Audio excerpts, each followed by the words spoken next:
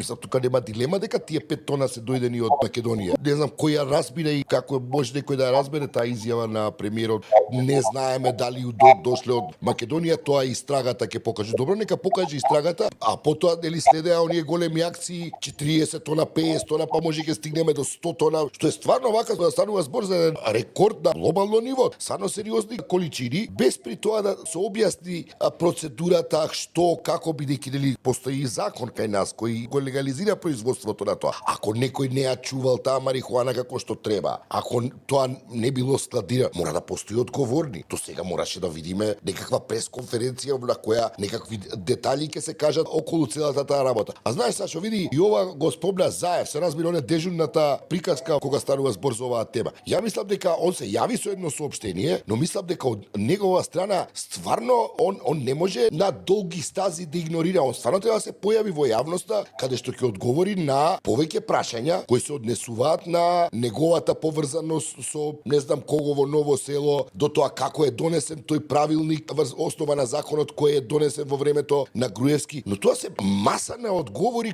кои фалат. Целта е разговорот да заврши на ниво на предкооперација. Ако е точно, а за тоа веќе постојат многу материјали, дека за тоа во Србија стои министерот за одбрана Србија. Значи немој да имаш сомневање дека се работи за бизнис или за контакти кои се правени на највисоко ниво помеѓу Македонија и Србија. Веројатно и Вучич и Мицкоски за тоа имаат разговара.